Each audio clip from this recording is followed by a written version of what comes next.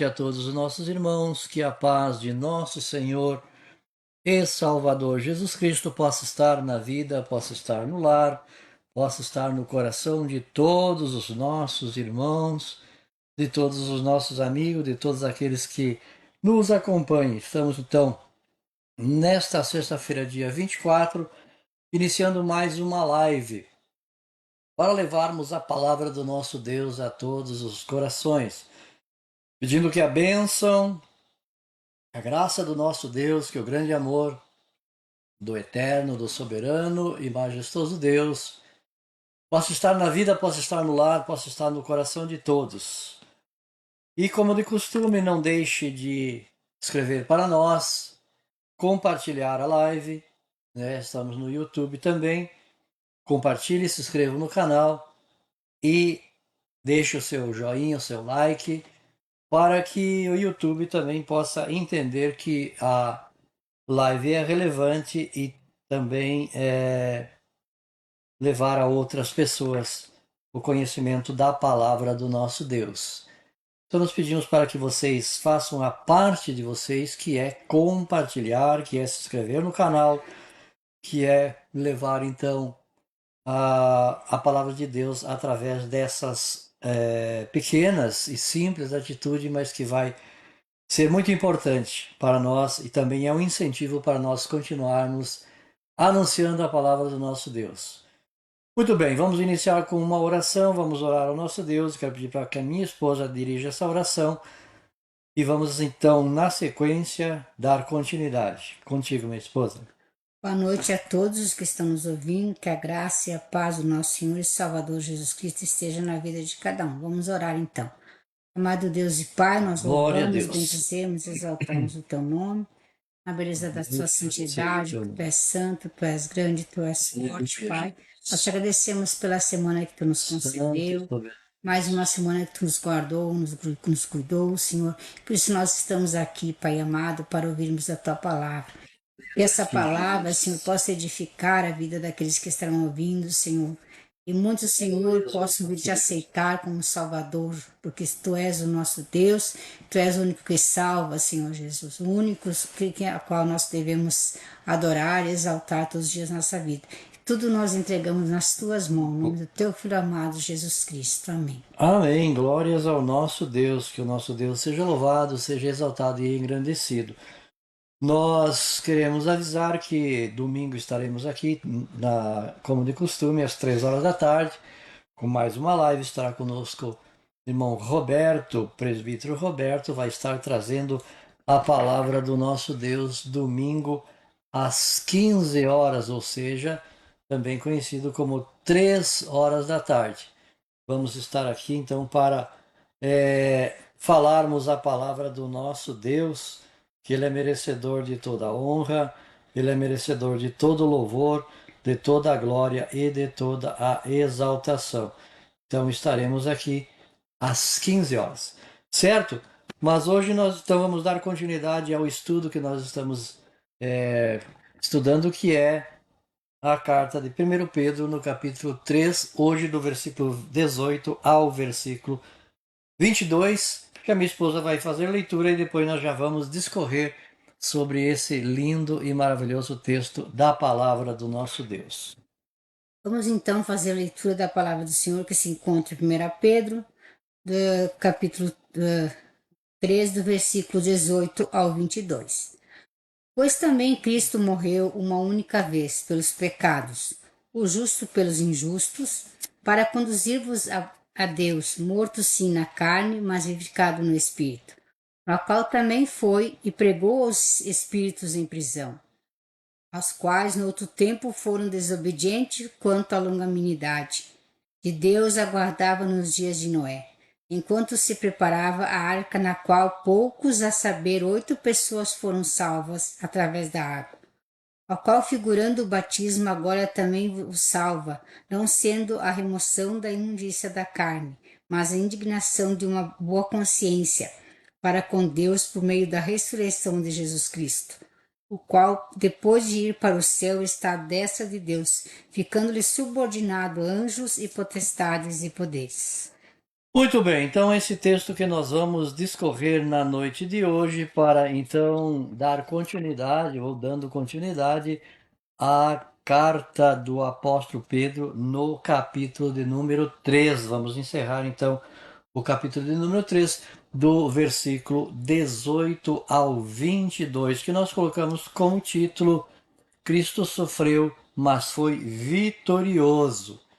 Certo? Então nós queremos apenas dar uma pincelada sobre o que nós vimos na sexta passada, que é a do versículo 8 ao versículo 17, que trata aqui então, diz o apóstolo, que finalmente sede todos de um mesmo sentimento. Então ele está falando aqui com os irmãos que estavam dispersos, os irmãos que estavam sofrendo, né, perseguições. Ele diz que deveriam ter ser do mesmo sentimento, ser compassivos, ser amados, né, amando os irmãos, certo? Então deve ter então esse comportamento, ser misericordioso, entranhável, situação de misericórdia e ser afáveis, não tornando mal por mal. E depois ele fala na sequência, no versículo de número 13, falando sobre o sofrimento das pessoas que serviam a Jesus naquela época, dos irmãos que serviam a Jesus naqueles dias.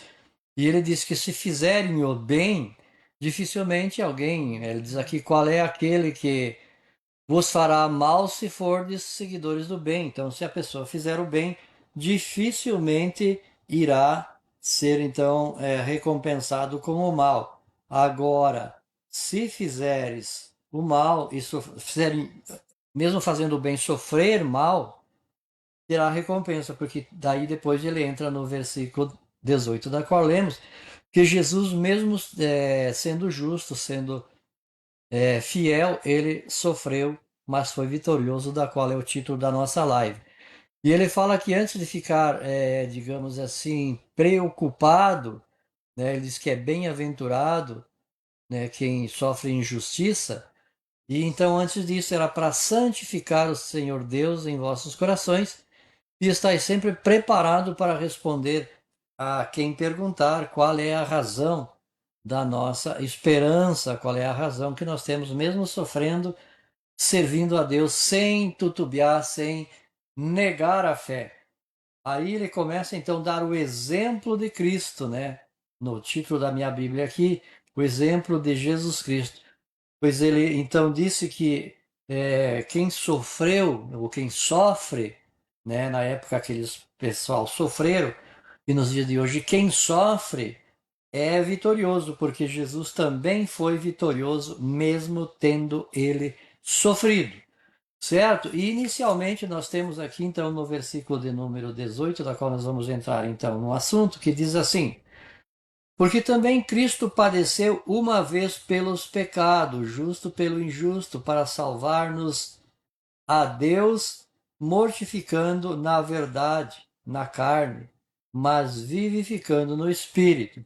Então, o que nós entendemos aqui nesse versículo de número 18? Primeiramente, é que Jesus, ele padeceu uma vez, aí morreu uma vez. Aí alguém pode pensar assim, mas como é que ele ia morrer mais que uma vez? O que o apóstolo está querendo dizer aqui? Queremos dar um abraço ao nosso irmão Erni. Esse irmão Erni sempre conectado conosco. Erni, Deus abençoe a tua vida, a tua família. Deus abençoe grandemente. Então, porque também Cristo padeceu uma vez pelos pecados. Quer dizer, Jesus morreu uma única vez. O que quer dizer isso? O que isso quer dizer? Que ele morreu uma vez e não precisa mais existir morte para a santificação, para a purificação dos pecados dos injustos. Então ele nos reconciliou com Deus pela sua morte. Então não há mais sacrifício a ser feito, não há nada mais que possa ser, que seja necessário fazer para que a pessoa alcance a salvação. Porque uma vez Cristo tendo morrido, já é o bastante, já é o suficiente, não há a menor necessidade de existir outra situação, não há a menor necessidade de haver outro sacrifício, porque o sacrifício que Jesus fez, ele é cabal, ele é completo. Por isso que Pedro escreve aqui, porque também Cristo padeceu uma vez pelos pecados, ou seja, não precisa mais ninguém padecer novamente ou morrer novamente. Ele já fez isso de uma vez por todas. Certo? Então, essa é a ideia, esse é o propósito, esse é o objetivo, né, desse primeiro versículo, dessa primeira parte desse versículo. Dizer que Jesus, então, ele sofreu uma única vez e essa única vez foi o suficiente para que ele salvasse, né, salvasse os pecadores, que os pecadores voltassem a Deus e tivessem uma vida plena, tivessem uma vida de paz, uma vida de harmonia com Deus. E depois ele tem na sequência Marcos está curtindo aí a nossa live, certo? O Marcos lá de Campinas, certo? Então ele padeceu uma vez pelos pecados, o justo pelo injusto, certo? O justo morreu pelos injustos. Então a eficácia do sacrifício de Jesus é porque ele é justo. Morreu sendo ele justo, não tinha pecado, mas era necessário para que houvesse comunhão com Deus, salvação por parte dos pecadores, era necessário que tivesse então o sacrifício. Quem fez esse sacrifício foi Jesus, e esse sacrifício foi o sacrifício suficiente para que a humanidade tivesse um reencontro com Deus. A humanidade tivesse então uma harmonia, paz com Deus, conforme está escrito lá em Romanos capítulo 5, que nós sendo justificados temos paz com Deus. Certo? Então, primeiro momento, então Jesus morreu uma vez, ou seja, um sacrifício único, desnecessário outro sacrifício. Esse sacrifício é bastante suficiente. Então, ele, na sua única morte, levou para Deus todos quanto o receberem. E também morreu o justo pelo injusto. E também mais um detalhe que nós encontramos aqui, que o propósito era reconciliar a humanidade com Deus, que está aqui no sinal do versículo 18. Certo? Então, justo pelo injusto para levar-nos a Deus, mortificando, na verdade, na sua carne, né? Mas vivificando no Espírito. Então, ele nos deu vida, pelo seu sacrifício na carne, ele nos deu vida e vida eterna em Cristo. Nós temos então vida eterna. Isso é bom, isso é maravilhoso, isso é muito gratificante saber de que Cristo morreu por nós e nós temos então uma viva esperança em nosso Senhor e Salvador Jesus Cristo. Então, repetindo aqui, ele morreu uma única vez, né? Um sacrifício único, não é mais necessário nenhum outro sacrifício além do sacrifício que Jesus fez pela humanidade. E o ponto 2, morreu então, ele sendo justo, morreu o justo em favor dos injustos. Todos nós pecadores, todos nós falhos, todos nós necessitados da bênção, da graça do nosso Deus, estamos então agora justificados, estamos agora reconciliados. O justo que morreu pelos pecados dos injustos. Então, por que motivo? Qual é o propósito? Reconciliar-nos com Deus, certo? Então ele diz aqui, né? Ele, o justo pelo injusto, para levar-nos a Deus, mortificando na verdade na carne, mas vivificando no espírito, certo? Então seria isso. Maria Borges, Deus abençoe grandemente sua vida e que possa estar com a sua saúde recuperada. Temos orado pela irmã Maria Borges. Certo, versículo 19 e versículo 20. Aí o versículo 19 e o versículo 20 tem aí um assunto muito polêmico. E que tem algumas versões para esse texto, 19 e 20. Certo? Depois de ele dizer que Jesus morreu para nos levar a Deus, Diz, na qual também foi e pregou aos espíritos em prisão. Certo? 19. O 20 diz, os quais no outro tempo foram rebelde quando a longanimidade de Deus esperava nos dias de Noé, enquanto se preparava a arca, na qual poucos ou só 8 almas, 8 pessoas, se salvaram das águas, certo? Então, o que aqui tem, digamos, no mínimo três interpretações, certo? Primeiro é que Cristo proclamou a sua vitória, certo? Ele foi às prisões, né, no Hades, no inferno, e pregou aos espíritos a sua vitória.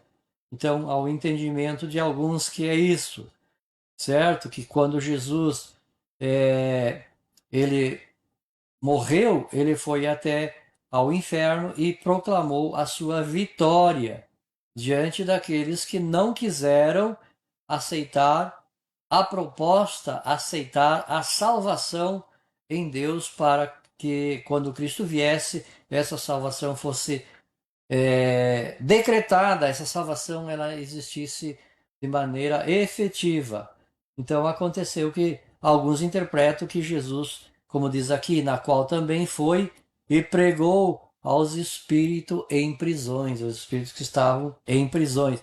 Então alguém diz que ele proclamou a sua vitória, porque quando ele foi para a cruz, aparentemente parecia que ele havia sido derrotado, mas ele ressuscitou. E ele ressuscitou, e diz a palavra de Deus que ele foi até lá em Efésios, Efésios capítulo 4, que ele desceu às regiões dos mortos e levou o cativo, né, o cativeiro. Ou seja, lá ele fez, então, pregou aos que estavam, então, em prisões. Mas ele, na verdade, ele foi lá anunciar a sua vitória, segundo uma versão. Outra versão é que, outra interpretação, vamos dizer assim, é que Jesus ele pregou através de Noé nos tempos antigos. Ou seja, quando Noé anunciou a construção da arca, era o Espírito de Cristo que estava agindo na pessoa de Noé para que as pessoas se arrependessem, para que as pessoas mudassem de vida. Mas eles não quiseram. Eles não tiveram, né, não quiseram mudar. Então sofreram as penalidades. Então, segundo a interpretação de alguns, é que Cristo, através de Noé, né, anunciou, quando anunciou o dilúvio, anunciou então a sentença para aqueles que não acreditaram. E a terceira interpretação é que Cristo anunciou a sua vitória sobre as potestades espirituais do maligna, certo? Então temos essas três interpretações. Eu vou repetir o texto, no qual também foi e pregou aos espíritos em prisões, os quais no outro tempo foram rebeldes quanto à longanimidade de Deus, que esperava nos dias de Noé, enquanto se preparava a arca, na qual poucas, aqui só 8 almas, né, se salvaram das águas. Então eles não seguiram a orientação de Noé para que se salvasse, não quiseram saber. Debocharam de Noé. Então temos essas três interpretações, mas uma coisa é verdade. Uma coisa nós não podemos negar, é que Jesus triunfou sobre a morte, é que Jesus venceu a morte, é que Jesus proclamou a sua vitória, quer seja diante dos espíritos presos, né? Quer seja através da pessoa de Noé, ou quer seja que ele tenha pregado para potestades espirituais do maligno, ou proclamado a sua vitória.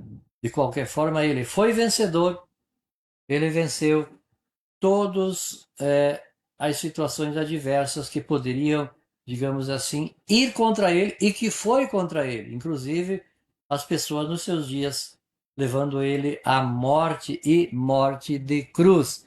Mas Jesus venceu todas as situações. E por que ele venceu?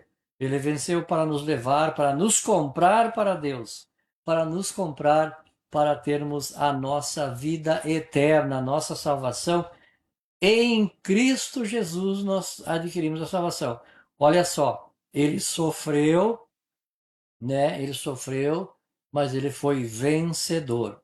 E aqui, como nós já vimos as três interpretações, uma que ele foi proclamar a sua vitória, né, para aqueles que estavam nas prisões, a outra que ele, pela pessoa de Noé, nos dias do dilúvio, ele estava então anunciando a sua vitória, ou ele anunciou a sua vitória às potestades espirituais do maligno, mas a grande verdade é que, mesmo ele tendo sofrido, ele triunfou sobre todas essas situações para nos alcançar, para nos salvar, para nos levar perante o Deus eterno.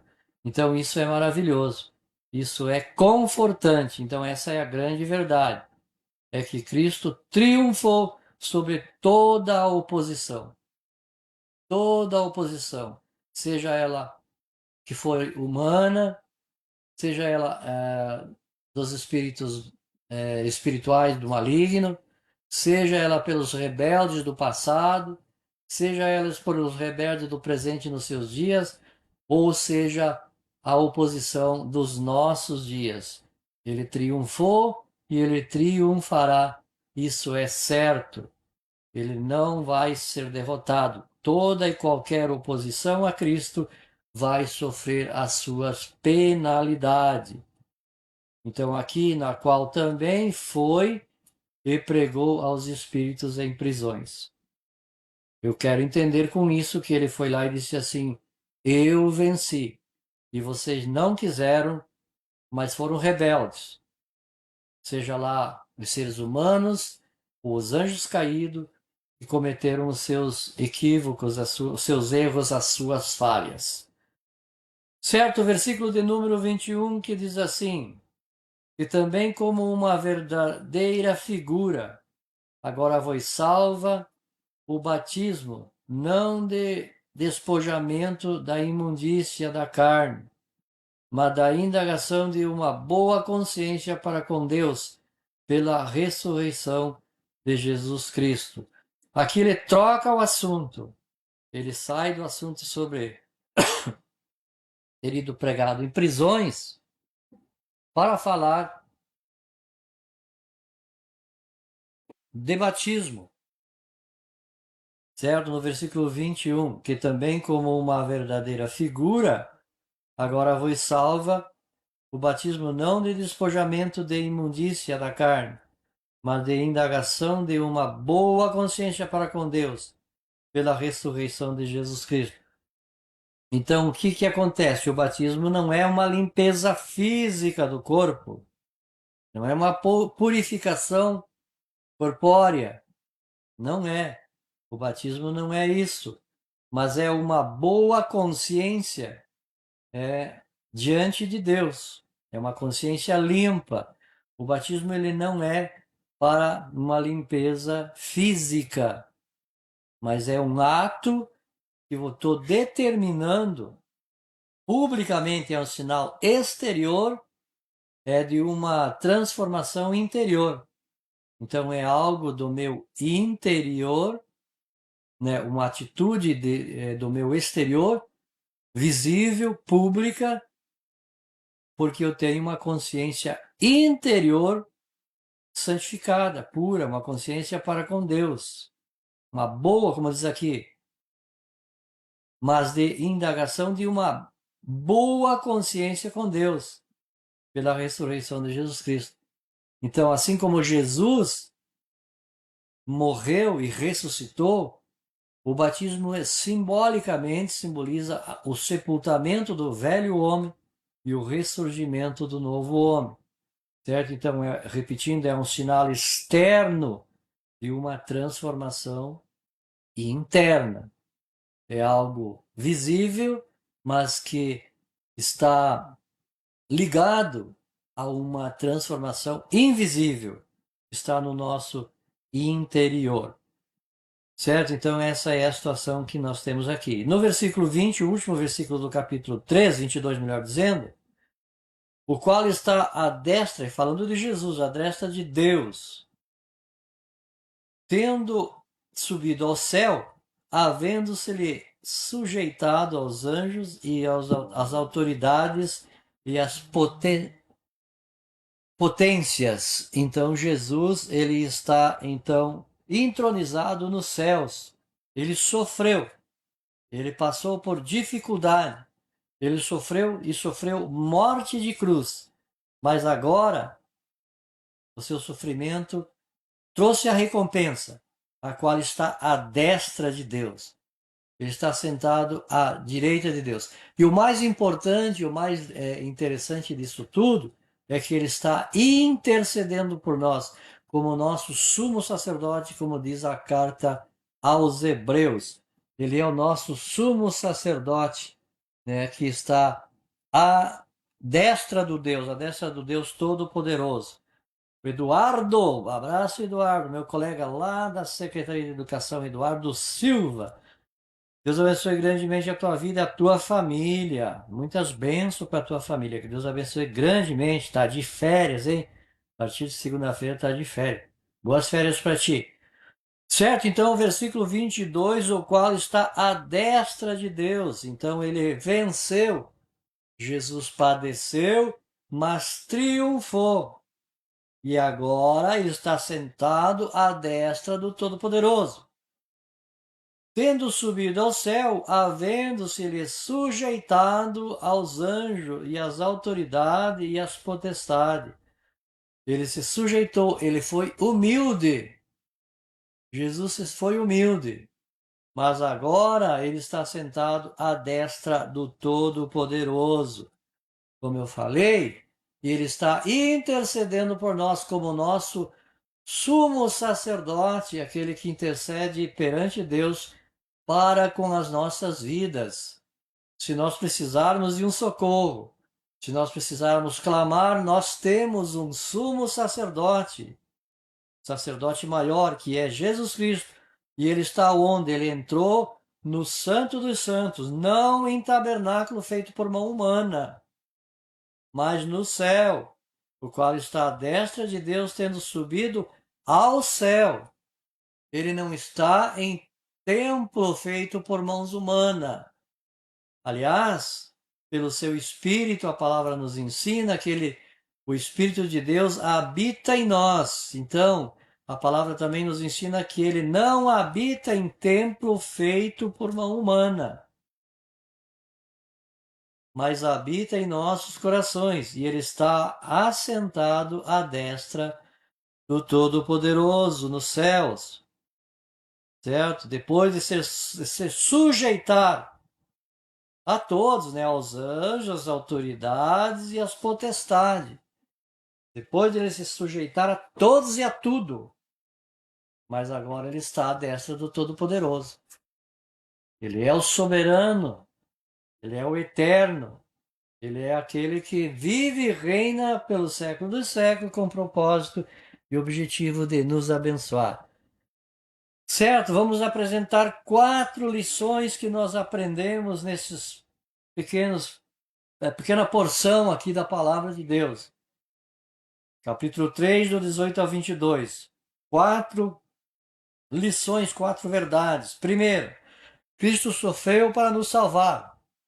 Por isso nós podemos suportar o sofrimento com paciência e esperança. Porque Cristo venceu.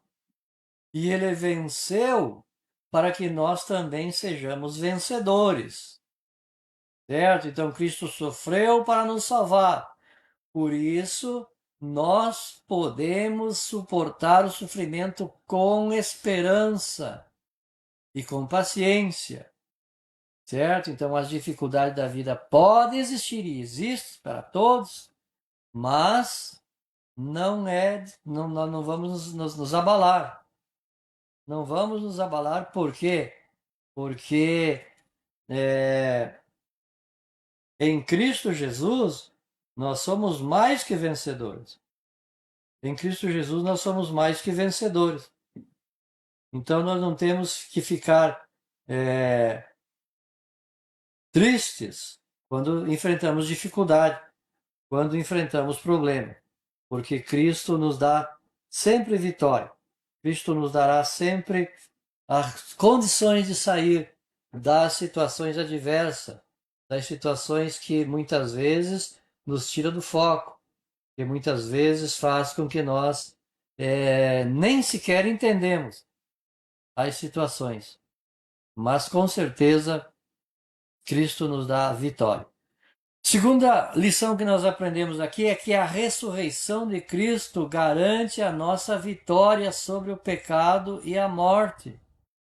Então, na ressurreição de Cristo, nós temos a convicção de que nós seremos vencedores sobre o pecado e sobre a morte, porque ele venceu a morte em nosso lugar. Jesus venceu a morte.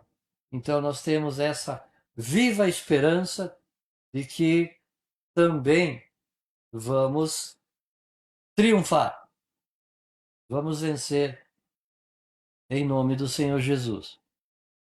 Certo? Então, que Deus possa nos abençoar grandemente. Vamos ver quem nós temos aqui. A Meire Dalmoro Vieira, Eduardo Silva, um abraço a Meire, ao Gilmar, nosso primo. Deus abençoe grandemente a vida de vocês. Certo, a terceira lição, a terceira verdade que nós encontramos aqui é que o batismo é um testemunho público de fé e não um ritual mágico, certo? O batismo é um testemunho público de fé e não um ritual mágico. Certo, a irmã Maria colocou aqui: paz, irmãos, peço oração, pois não estou nada bem, mas eu creio que Deus vai me dar vitória, com certeza, Deus vai dar vitória, não tenha dúvida. Certo, e a quarta verdade, Jesus reina soberanamente e está acima de todas as autoridades humanas, espirituais, o que quer que seja. Certo? Então Jesus está acima de tudo e de todos. Lá em Mateus, capítulo 28, no final do capítulo, ele diz: é-me dado todo o poder nos céus e na terra. Então Jesus tem todo o poder nos céus e na terra. Certo? Então essas são as verdades que nós encontramos aqui nesse trecho, nesses versículos. Que Deus abençoe a todos, que Cristo possa habitar no coração de cada um, que o Espírito Santo possa vivificar o coração de cada um dos nossos amigos, cada um dos nossos irmãos, cada um que está conectado conosco, irá se conectar durante o tempo que a live vai ficar, então, exposta no Facebook e no YouTube. Deus abençoe grandemente a vida de vocês. Certo? Não esquecendo então que sexta-feira que vem nós estaremos novamente aqui, se Deus quiser, iniciando o capítulo de número 4 da carta do apóstolo Pedro. Primeira carta do apóstolo Pedro, então, número 4, capítulo 4. Certo? Na próxima sexta-feira e no domingo à tarde estaremos novamente aqui com a nossa live do domingo à tarde. Deus abençoe a todos e que todos possam estar desfrutando das bênçãos da graça do nosso Deus. Oramos. Paizinho Santo, querido e amado, Deus eterno, nós falamos da Tua palavra, da Tuas grandezas, que o Senhor possa abençoar grandemente a vida dos meus amigos, dos meus irmãos, de todos quanto ouviram e ouvirão essa live no decorrer dos dias. Deus abençoe grandemente a vida de todos, em nome de Jesus. Muito bem, Deus abençoe a todos e viva Cristo no coração de cada um. Amém e amém.